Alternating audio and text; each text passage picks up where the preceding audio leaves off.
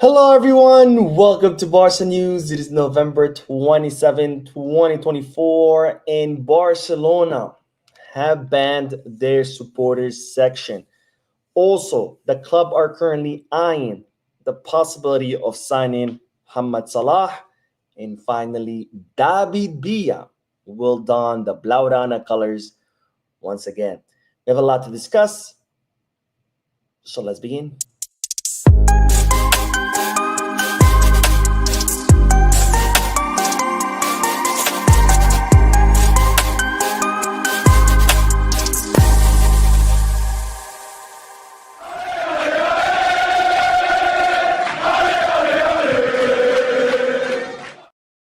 Hello, everyone. Welcome to the channel. My name is Mo, and as you know, I'm still out of town, so this is why I'm bringing in this short live stream to keep you up to date on all Barcelona news. This is not a podcast, so it won't be as long. I'm also not going to be addressing the chat section. Again, this is just to keep you up to date as I am currently on the road away from my YouTube studio. Tomorrow, I'm going to be traveling all day.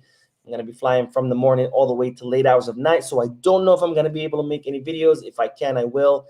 If not, I will definitely catch you up on all Barcelona news on Thursday. Anyways, having said all that, make sure to hit the like button, subscribe to the channel, drop a comment. If you are looking for any Barcelona jerseys or merchandise, make sure to hit the Goal Kids Kickback Fanatics. If you are looking to place any sports bets, make sure you hit the Bet Us. All links are in that description. Now, let's begin with the news because today, ladies and gentlemen, we do have, of course, good news because Barcelona did defeat Brest in the Champions League 3-0. With 2 goals by Robert Lewandowski and 1 goal by Dani Olmo. And when this Barcelona took home 3 very important points in the Champions League, maintaining their spot in the top 8 of teams, which are the 8 teams that automatically qualify to the knockout stages. And it was also an important victory because with this victory, Barcelona are kind of reverting course, getting away from those last 2 bad results against Celta Vigo in that draw 2-2 and against Real Sociedad in that loss. So a good win for Barcelona in both aspects, as far as the Champions League and as far as La Liga as well. Now, Barcelona's victory meant that Robert Lewandowski, ladies and gentlemen, has joined the history books because today he scored his 100th and 101st goals in the Champions League.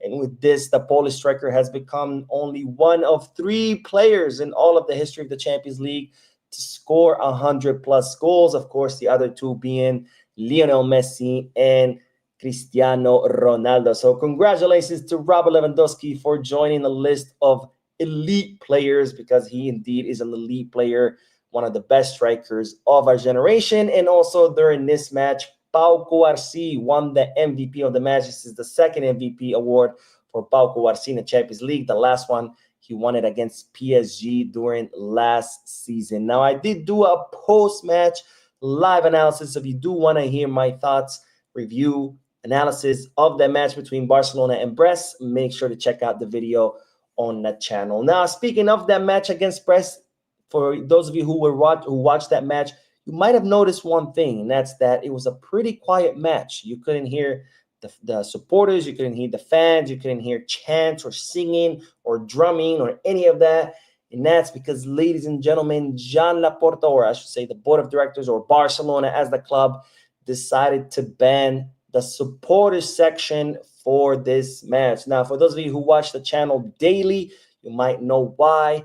I reported about this before, but the board of directors sent a letter to the supporters section saying that they owe the club 21,000 euros, and that's a total of all the fines that Barcelona received during last season. Now, remember, when the supporter section, when someone in the fans chants something racist or they make like Nazi symbolism or anything like that you're not supposed to do, the one that gets fined is the club. The club is the one that gets fined on behalf of those supporters because they allowed those supporters in.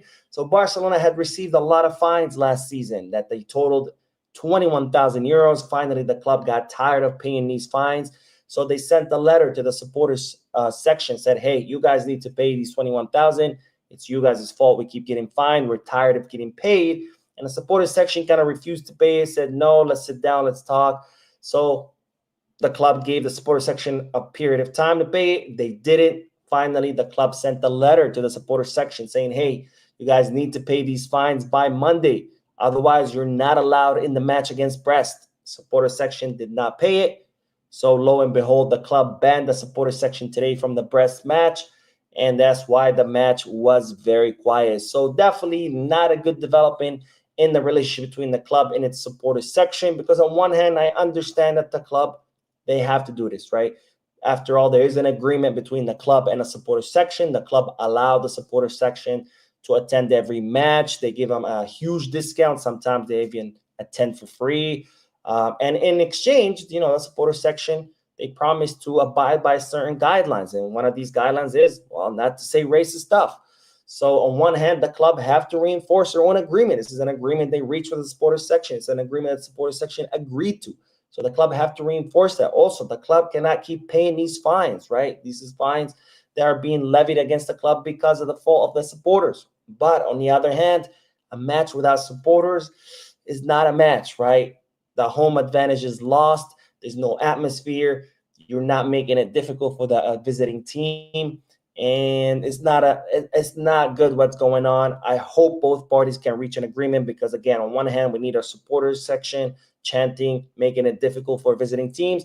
On the other hand, the club also needs to reinforce its own rules, or I should say enforce its own rules, and it cannot keep paying these fines because some idiots decide to act like animals. Anyways, more news, because, ladies and gentlemen, Barcelona are eyeing the signing of Mohamed Salah, the 32-year-old Egyptian right winger. His contract expires at the end of the season with Liverpool, and so far there has been no contract renewal. Now, Mo Salah himself has said that he would love to stay at Liverpool, that he wants to renew with Liverpool. However, he has not received any renewal offers, and as such, he cannot renew if there is no renewal offer on the table. So as of right now, Mo Salah could end up being a free agent at the end of the season. Of course, the season is long. Liverpool could always make an offer, and Mo Salah can accept it.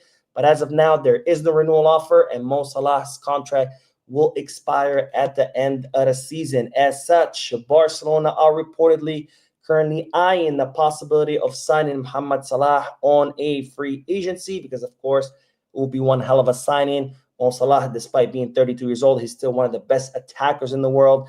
This season so far, he has scored 12 goals and provided 10 assists. So he's still, despite being 32, he's still performing at a high level, one of the best attackers in the world. And Barcelona are eyeing the possibility of signing him, of course, as long as he remains a free agent. Now, what's the problem? There is currently disagreement within the club. On one hand, some people in the club think that, Mo Salah plays as a right winger. We have Lamine Yamal playing as a right winger. There's no need to bring someone like Mo Salah and maybe, cause a problem between the two. Who's going to start? Maybe Mo Salah starts, starting ahead of Lamine. Now you're cutting the progress of Lamine, etc. On the other hand, there's other people in the club that think bringing Mo Salah will be good for Lamine Yamal, where, bringing someone with experience that has played at the highest levels can, help Lamine Yamal grow and develop. And plus, the competition would help Lamine Yamal step it up.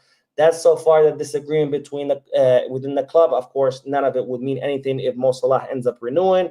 But nonetheless, that's the news. You guys let me know what do you think. Should Barcelona go for Mo Salah or not? And do you agree with what part of the club do you agree with? Do you agree would be good for Lamine? Do you agree would be bad? Let me know in the comment section. Now, the last bit of news is that, ladies and gentlemen, David Villa, one of our greatest strikers in the most recent times, will don the Blaugrana colors again because he will be playing El Clásico match on November 28th. So that's tomorrow. He will be playing with the Barca Legends versus Real Madrid Leyendas in Doha, Qatar. You don't know about these matches. It's pretty much retired Barcelona players playing against retired Real Madrid players. There's going to be two of them at the end of this year. The first one being in Doha, Qatar, where David Villa will play for the first time with the Barca Legends against Real Madrid Leyendas. There's going to be other Barcelona legends, including Ricardo Quaresma, Frank Rijkaard, Rivaldo, Ronaldinho, Eric Abidal, and Patrick Kluivert, which I did have the pleasure of meeting not too long ago. And then on December 15th in Tokyo, Japan. They will play a second El Clasico match where, as I announced before, Xavi and Iniesta will be part of that Barca Legend. If you guys want to catch any of those matches, Barca 1 will be airing them. So make sure to check them out because it's going to be one hell of matches to watch all these legends facing each other. Anyways, that is all the news for this video. Don't forget to check out the post-match live analysis. I will see you guys tomorrow, or at least I'll try to make videos because I said I'll be traveling all day. I'll try. If not, on Thursday for sure, I will catch you up. Have a good night. I will see you in the next video. And as always, Visca Barça.